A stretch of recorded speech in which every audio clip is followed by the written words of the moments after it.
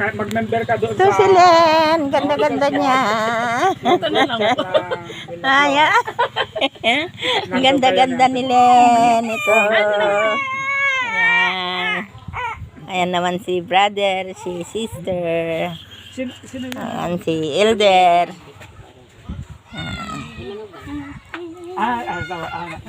Okay. Halika na, Rebek. Maribek, may Pakikita kantuin. ko sa iyo ang napakagandang pangako ng Panginoon, ano? Sa mga umiibig sa Kanya.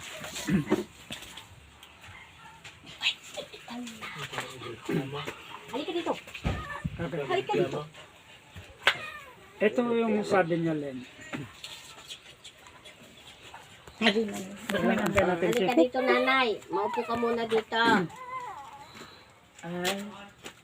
Upo ka muna. Halika, sister. Ano na pangalan niya? Daisy. Ay, Magkakilala tayo noon. Nakalimutan ko lang yung pangalan mo. oo. Oo. Kilala na Ano yung tayo. baby mo, Pumunta ano? na tayo dyan sa kanila. Ang laki-laki na yung bata. Oh. Papo-papo na siya. Umutugaw mo Hindi ka ba si... nakakaintindi ng Ilocano? Ay, nakakaintindi na. Hindi na mailako. Hanggang may lako kaya. Hindi na mailako. Hanin. Kailan lang na bata nung kandukuan. Pumunta kami ng liit-liit. Oo, nung pumunta kami. 10 days pa lang siya noon. Laki-laki na. Ay, siyang magbibinyag. Hindi. Ay, magmagnan. Ah, 2 years old. Okay. Ito ang pag-aaralan. Napakaganda ito mga anak. Ano? Tulad sa inyo, mga young mothers, may isang panukala kayo. Meron kayong isang pinapangarap sa buhay. Ano? Yung para sa inyong kinabukasan. Ano? Para sa mga anak. Matatag, magandang kinabukasan. Ano? Ibig sabihin, parang marangyang kinabukasan. Ano? Then, mga bagay na kakailanganin natin. Kung minsan maraming tao na nag-i-invest ng malalaking kapital para sa kanilang kaunlaran, pag-unlad. Ngunit sa ating Panginoon, ganito ang sinasabi niya. Pwede kang gumasa ng Ilocano, Len? yan daw. Kaya po. 17, 18, 19, 20, at 21. Hirap mo gusto ng Ilocano. Ayatek dagiti agayat kanyak. Ket dagiti mangbirok asi gaganit get kanyak masarakan dakto. Kinabaknang ken dayaw adda kanyak. When ti napaot a kinabaknang ken kinalinteg. Tibungak nasaysaya at ngem balitok. When ngem iti naudi abalitok Nasudi. ay nasudi abalitok keti pataudek nasaysaya at ngem pirak anapili magnaak iti dalan ti kinalinteg iti tenga dagiti dandana ti kinahustisya tapno dagiti agayat kanyak mapagtawid ko iti sanikwa ken tapno punwek dagiti paggaminganda. Oo. No, titingnan natin Len. Titingnan natin Daisy. Daisy? Dito, sa ating Panginoon, hindi natin kailangan ang malaking kapital, Daisy, para sa ating kaunlaran.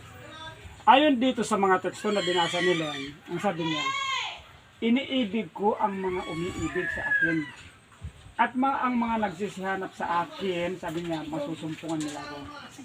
Kayamanan, no, nasa kanya at karangalan. No, kahit ginto man, pilak man yan, nasa kanya.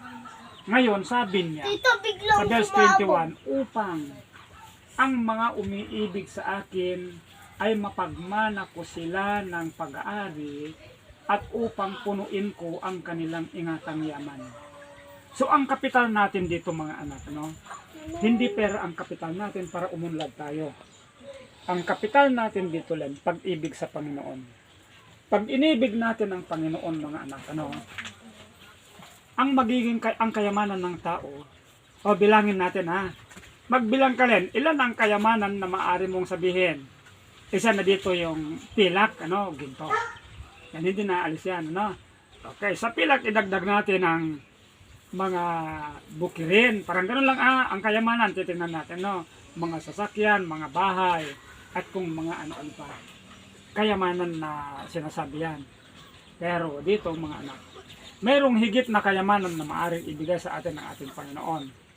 Una dyan, ay ang ating kaligtasan, ang ating kalusugan, ang ating karunungan, ang kaligayahan, ang ating kapayapaan sa buhay, sa ating peace of mind.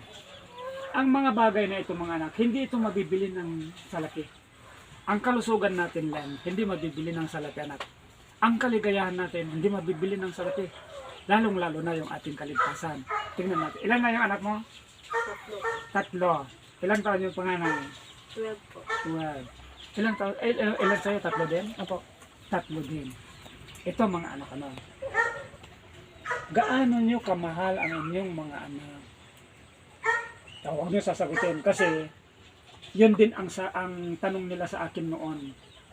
Tanong nila, gaano mo kamahal ang iyong mga anak, Mario? 2 ang anak namin. Sabi ko, kahit buhay ko, ibibigay ko basta para sa kaligtasan ng ating mga anak. Hindi mo dapat ibigay yung buhay mo. Kasi ang kaligtasan ng iyong mga anak, dalhin mo lamang sila kay Kristo.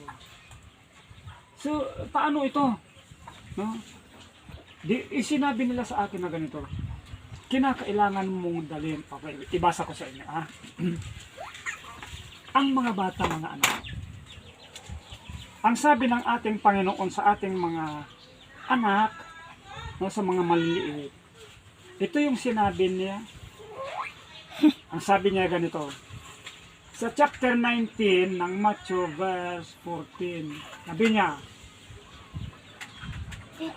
bayan nyo, dagiti ubing nga babasit nga umay kanyak, ket di kay iya dayo data, dagiti kakastoy kukwa dati pagarian ti langit.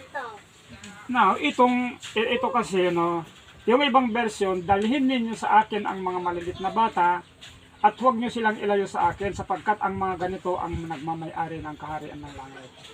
Ngayon, dito mga anak, alalahanin lamang ninyo, na tulad ngayon, 9 na buwan mong nasa sinapupunan mo si baby, minahal mo na mula sa sinapupunan, tama rin, at nung ipanganak nyo siya, lalo yung nadamang pagmamahal nyo sa kanya. Kaya nga kung may karamdaman, iiyak ka pa nga kung mataas-taas ang lagnat, halimbawa lagnatin ng 2 araw, masubukan mong umiyak dahil mahal na mahal mo siya. Ngayon ang tanong, kung mahal na mahal ninyo ang inyong mga anak, gaano kaya ang pagnanasa nyo na sila ay maligtas? Dito pumapasok ngayon, mga anak, dito nyo ipapakita ngayon kung paano nyo talagang mamahalin ang inyong mga anak. Ang pagmamahal sa mga anak,